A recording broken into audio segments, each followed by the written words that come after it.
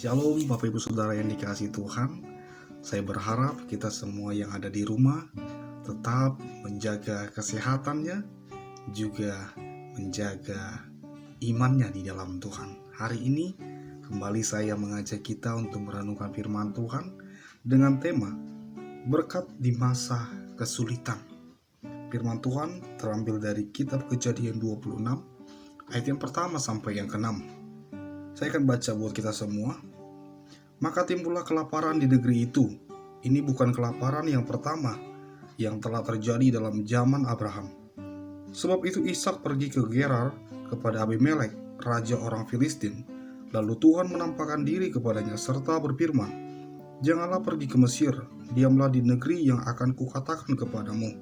Tinggallah di negeri ini sebagai orang asing, maka aku akan menyertai engkau dan memberkati engkau, sebab kepadamulah dan kepada keturunanmu akan kuberikan seluruh negeri ini, dan aku akan menepati sumpah yang telah kuikrarkan kepada Abraham ayahmu.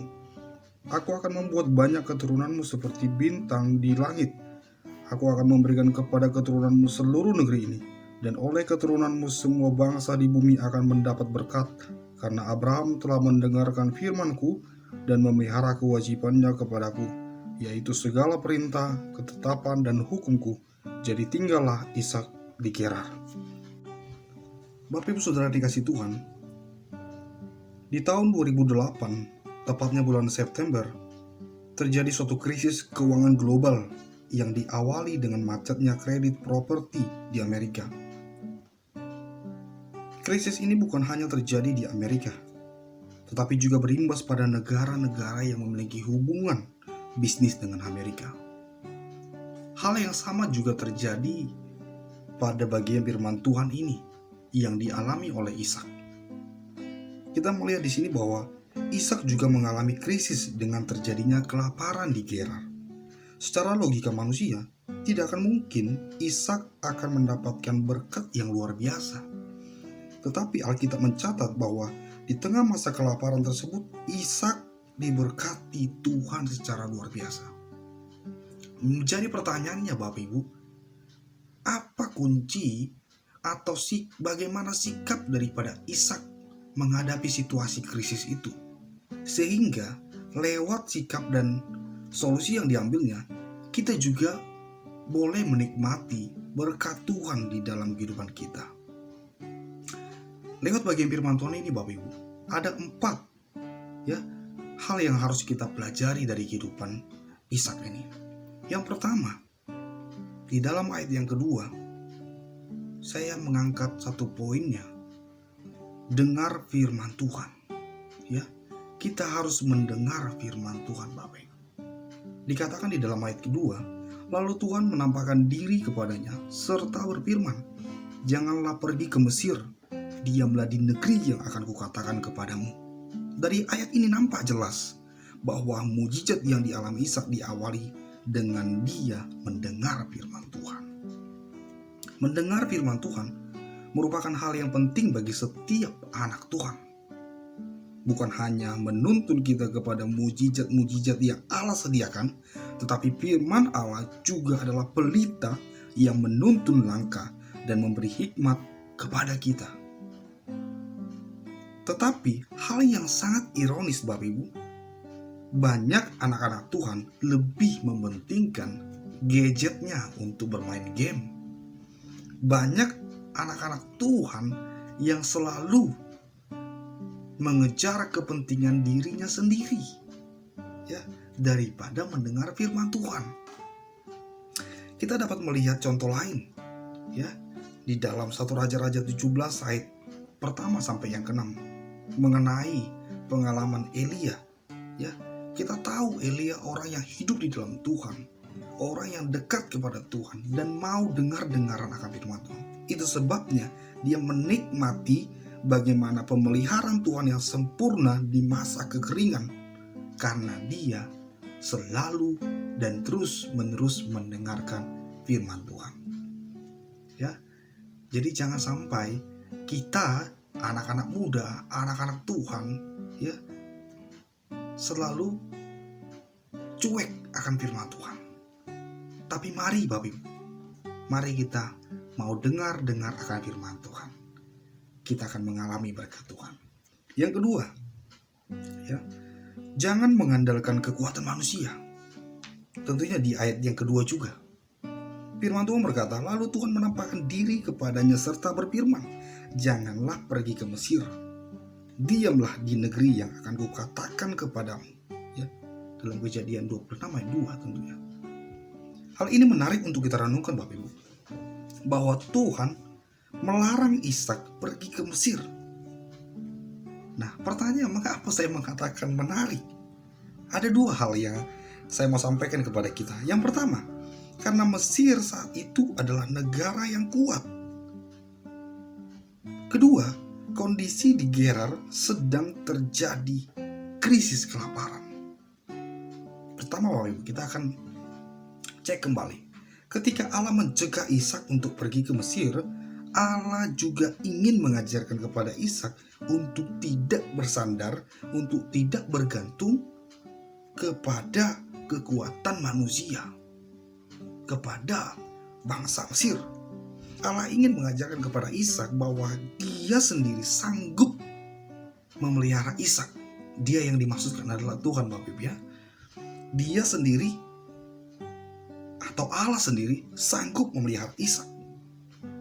Betapa sering dalam kehidupan kita saat ini juga ya, ketika kita mengalami suatu krisis, kita sering kali menghadapinya dengan mengandalkan orang lain, mengandalkan kekuatan kita sendiri. Ketika kita punya masalah, yang nomor satu yang dipikirkan oleh manusia adalah mengandalkan orang lain ataupun kita sendiri. Nah, ini harus kita rubah Bapak Ibu ya. Kita harus meminta pertolongan hanya kepada Tuhan, bukan kepada si A, si B, si C atau siapapun atau kekuatan kita. Yang kedua, ketika Tuhan melarang Ishak pergi ke Mesir, berarti Tuhan punya rencana bagi hidup Ishak. Jelas Bapak Ibu bahwa Tuhan meminta Ishak untuk diam di Gerar. Secara logika ya, apalagi yang bisa diharapkan dengan kondisi yang seperti itu ya, di dalam krisis kelaparan. Tetapi Tuhan memerintahkan Ishak diam di situ. Disinilah hal yang menariknya Bapak Ibu ya. Ketika Tuhan memerintahkan Ishak diam, nah ini dia, berarti Tuhan punya sebuah rencana, dan rencananya selalu yang terbaik. Dalam kehidupan kita pun sering terjadi hal yang sama. Kita menginginkan sesuatu, tapi seakan-akan Tuhan menyuruh kita untuk diam. Artinya bersabar Bapak Ibu ya. Jangan terburu-buru, tergesa-gesa akan meminta jawaban langsung dari Tuhan ya. Dengan cara Tuhan akan mampu menyelesaikan setiap masalah yang kita alami. Ketika kita menghadapi masalah seperti ini yang kita hadapi saat ini, pandemik, yakinlah bahwa Tuhan tetap memiliki rencana yang terbaik bagi kita setelah pandemik ini berlalu. Nah, mari belajar Bapak Ibu ya. Di dalam poin yang kedua ini kita diajarkan untuk jangan mengandalkan manusia. Kita harus mengandalkan Tuhan dalam kehidupan kita. Yang ketiga Bapak Ibu, dalam ayat yang ke-6. Dalam ayat ke-6 dikatakan, jadi tinggallah Ishak di Gerar.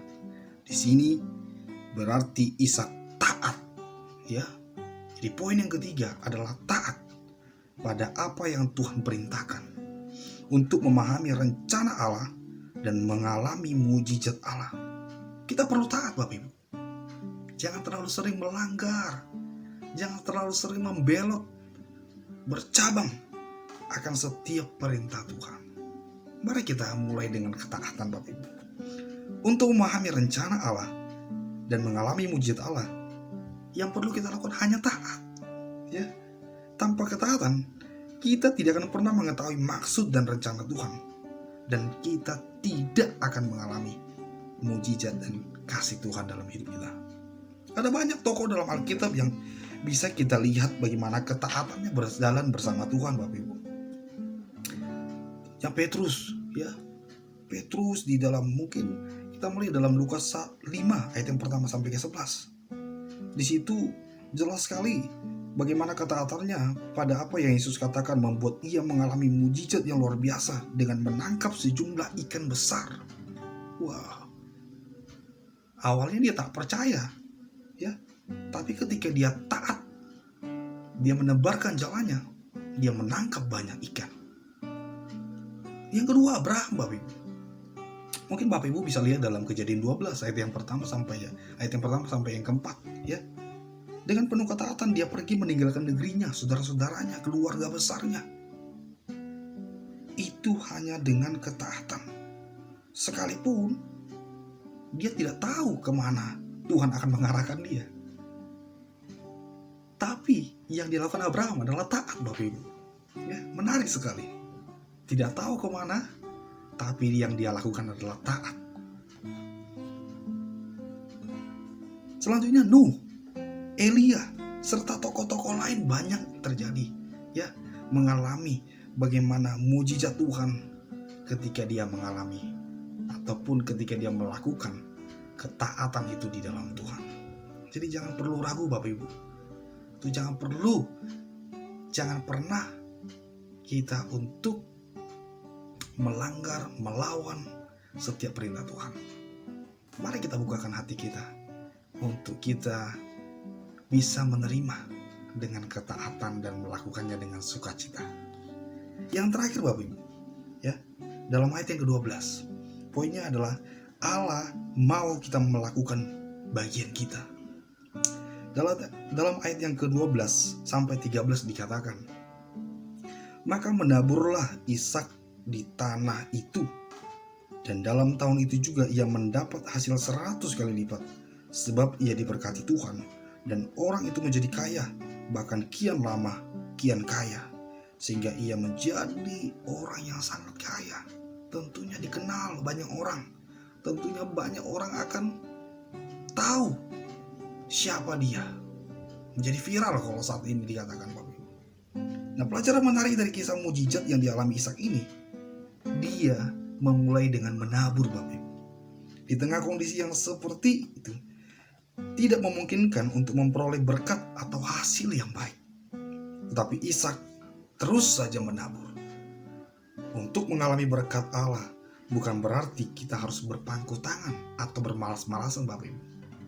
Allah melakukan bagiannya, dan kita pun diminta melakukan bagian kita juga. Satu prinsip yang perlu kita tanamkan di hati dan pikiran kita adalah, memang benar Allah memelihara burung di udara, tetapi Allah tidak pernah menaruh makanan di sarang burung itu. Allah memang mau memberkati kita, tapi Allah tidak mau kita berpangku tangan dan bermalas-malasan, Bapak Ibu. Jadi berkat akan datang ketika kita mengusahakannya di dalam Tuhan, Bapak Ibu, tidak bermalas-malasan. Kesimpulannya, Bapak Ibu, dalam perenungan kita hari ini, dalam menghadapi suatu masalah, problem, krisis, ya, bahkan yang terjadi saat ini, pandemik, kita tidak perlu menghadapinya dengan panik. Tapi kita perlu punya prinsip yang benar dengan dasar iman, yaitu dengar firman Tuhan, jangan mengandalkan kekuatan manusia, taat, dan tetap lakukan bagian kita. Apapun kondisi yang kita hadapi, kita harus tetap punya keyakinan bahwa Allah tidak kekurangan cara untuk menolong kita, berkati kita, memulihkan setiap kita, umatnya. Kiranya firman Tuhan ini menjadi berkat bagi kita semua, Bapak Ibu. Amin.